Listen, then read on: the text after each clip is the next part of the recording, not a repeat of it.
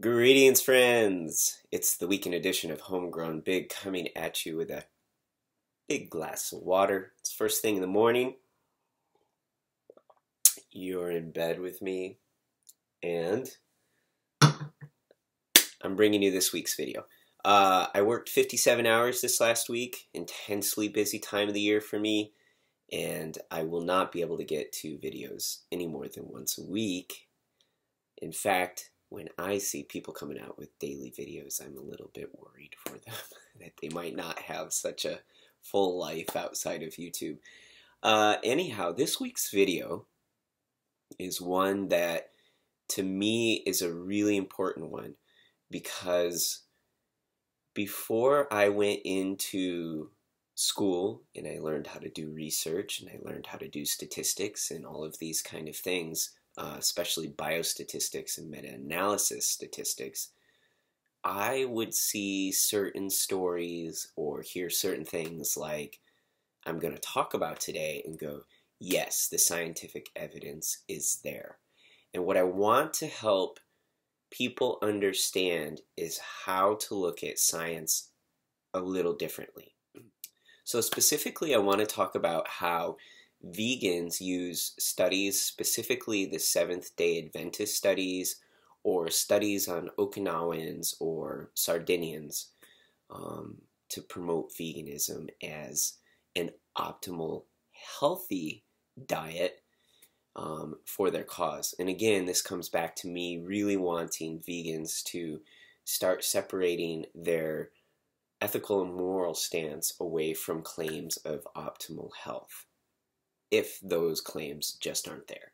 And I see no evidence in the scientific community for those claims to be there, and I'm going to keep talking about that. So let's take a quick look right here at Emily and Matt. And Matt is a registered dietitian, that's my understanding, and an athlete. And one of the things that he says also is that vegans shouldn't make outrageous claims about the health of veganism, but he throws in there right away that the study of the Seventh-day Adventist is great support for veganism. And let's take a look at this. And kind of more of a holistic perspective on that. Got it. So when I bring up paleo in these kind of talks, my point is that when paleo folks can also see research through their own lens, and they can point to peer-reviewed studies that show, look, lowered cholesterol levels, lower weight, all sorts of things are reduced, and this is, legitimate research that's showing this. But an important difference is, with vegetarianism and veganism, we have decades of research. Paleo does not have that. Almost no other, dietary pattern has the depth of research that vegetarianism has. Veganism on a lesser scale. We look at the first Adventist health study, which followed folks a few decades ago, and about half of those people were vegetarian. And that's where the evidence points to, look, these folks live longer. Their life expectancies increase if they're vegetarian. And that's great evidence. But only a very small percentage of them were vegan. Now we have the Adventist Health Study 2, which follows 100,000 people. It's a humongous cohort, maybe the biggest that's ever existed.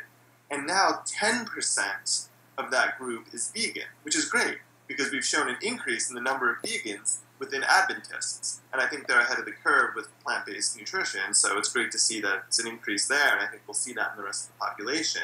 And so we can actually say it's not just cholesterol levels, which are one risk factor, but it's all of these risk factors are adding up to point to longevity. And this all points to lower rates of these chronic diseases. Now, if we look at these studies, the thing that we find is really interesting is, well, to begin with, less than 10% of the people studied in these studies are vegan. And I have never heard a vegan using these to support their claims talk about that. And in fact, the results of their study show that the pescatarians, so not even vegetarians or vegans, actually fared the best out of the group. So people who had some meat did the best. They had the least amount of health issues, and they had the greatest longevity. Never heard a vegan talk about that. And this, I'm going to keep coming back to this, is something that's really important to me. If you're going to make optimal health claims and you want to be taken seriously as the vegans do, you're going to have to come up with better evidence, better scientific evidence, and stop with the omissions, stop with the using the false claims, and so on. But another thing that I don't hear vegans talk about is confounding factors. And this is a huge issue in this type of research. In fact, I came up with another paper that was a meta-analysis, and I never hear vegans use this. And if somebody has, please refer me to them. I'd love to hear what they're saying. But this consequential paper is a meta-analysis. And if you don't know what meta-analysis is, it takes a bunch of papers that are very similar, and they use certain search criteria so that when they use the search criteria, they get just certain types of papers. And then they take all of the data and evidence from these papers, and they use some sophisticated statistics, and they look at the outcomes of the meta-analysis, and if the results from the same type of research are coming to similar conclusions. And if they're not, there's probably a problem with the research. So I have this meta-analysis here, and I'll put the link for this below. And this paper looked at all of the Seventh-day Adventist papers, and it sort of contrasted them to other similar types of studies, including German vegetarians and Zen monk vegetarians, and so on and so on. And what they found was this. So let's read their research conclusion. In conclusion, the reduction of IHD and all-cause mortality with vegetarian diet stems mainly from the Adventist studies, and there is much less convincing evidence from studies conducted in other populations. Once the SDA, that's Seventh-day Adventist studies, have been excluded, the results are either less significant or with a lesser magnitude of benefit, and this raises the concern that non-dietary factors, confounders, in the SDA lifestyle may be responsible for the risk reduction among vegetarian studies. In addition, among men, there appears to be greater benefit of vegetarian diet compared to women. Well, that's natural because men have more issues with heart due to their testosterone. In view of these inconsistent findings, we conclude that the benefits of vegetarian diet for reducing death and vascular events remains unproven.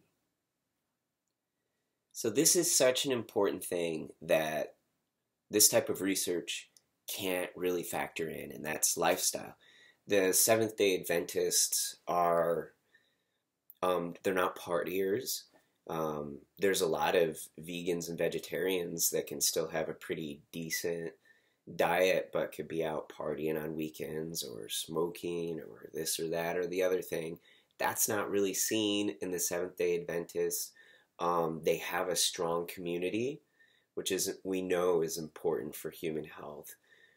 They have a spiritual practice, which we also find evidence for, whether it's prayer or meditation or quiet time alone out in the woods, however you want to frame it. We know that that is good for human health. And they have a strong sense of family. We also know that's good for human health. So there's all of these factors that this type of research just can't put into terms of certainty for claiming a dietary style is healthier. And this is something that vegans just don't want to talk about. But I want to talk about where you live and how different types of health factors can really change your health. And if we look at the Okinawans and the Sardinians, they both have these renowned lifestyle habits of just being chill. They live in these beautiful, warm, near tropical islands where life's a little slower, where community and family are really important. And there's some great articles on the internet on how the Okinawan communities are so much different than other places in the world. And same with Sardinia. We really see that when the Okinawans, it was a post-World War II where they really started changing their lives and having problems and became more westernized. And yes, some of that was with diet, but some of it could have been other lifestyle factors like stress, post-war PTSD, a lot of things that are not factored into research. And one of my favorite stories on the internet that I just love so much is the story about this Greek guy, and his name is Stamatis.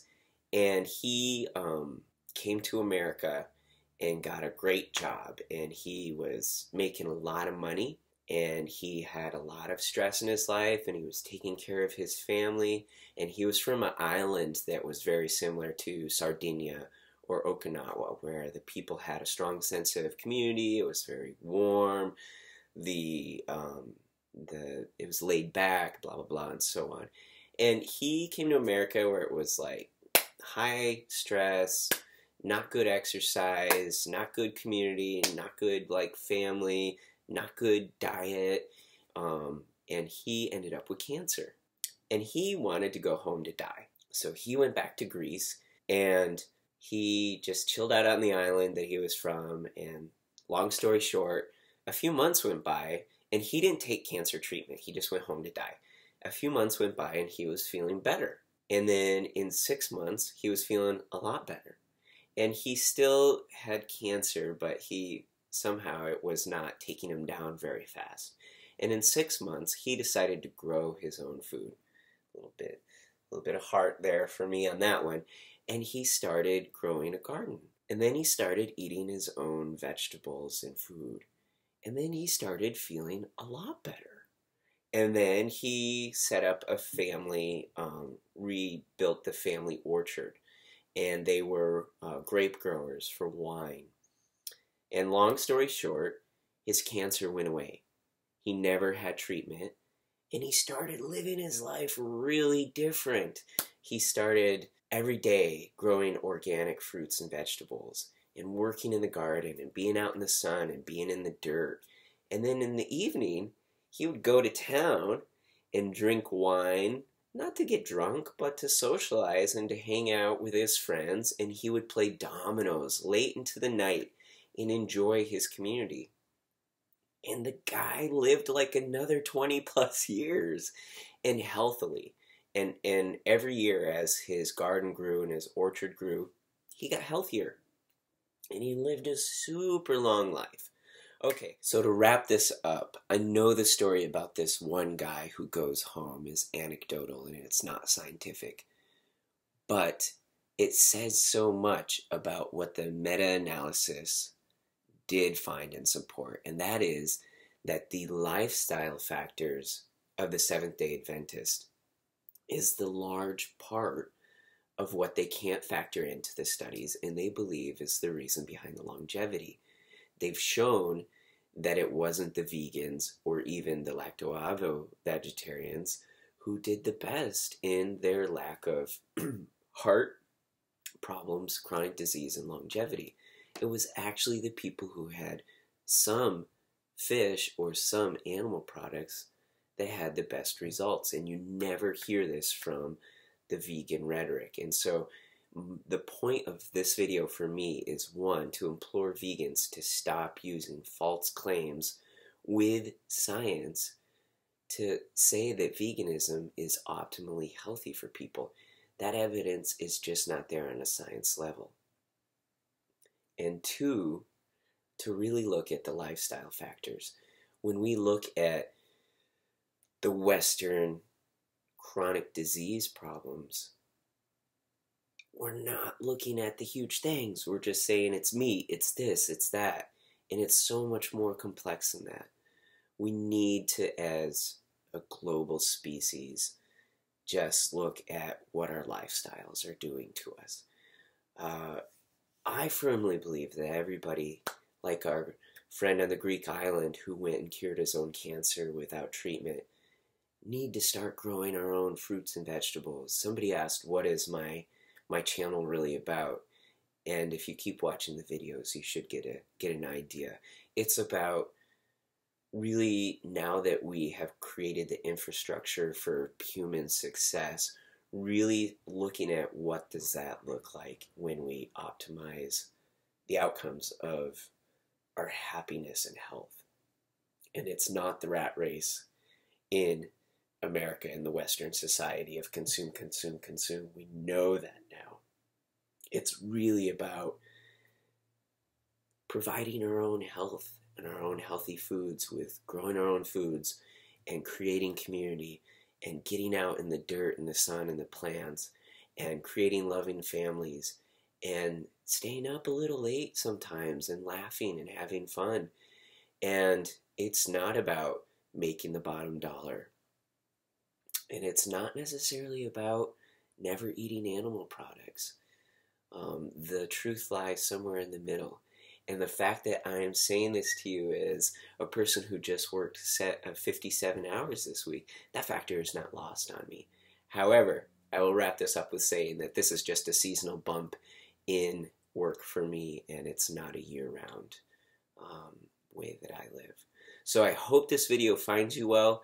Check out the meta-analysis, look at it carefully, and think about this when we're making claims with science, you know. It's just not working. And I really hope that the vegan community and the larger community can continue to have these conversations and look at what the factors really are and what conclusions we can draw. We know that fruits and vegetables are great for us, but to say that only fruits and vegetables are really great for us is clearly unfounded at this point. I hope that you're well. Thanks for watching. The curve with plant-based nutrition, so it's great to see that it's an increase there, and I think we'll see that in the rest of the population. And so we can actually say it's not just cholesterol levels, which are one risk factor, but it's all of these risk factors are adding up to point to longevity. You know, and this all points to lower rates of these chronic diseases. So in another important consideration here is the concept of risk. There are many risk factors. And what we can do by eating plants and nutrition, good nutrition, is reducing those risk factors. That doesn't mean that you won't get that disease. It means you are much less likely to. Do some vegans get cancer? Yes. Do some vegans get heart disease? Yes.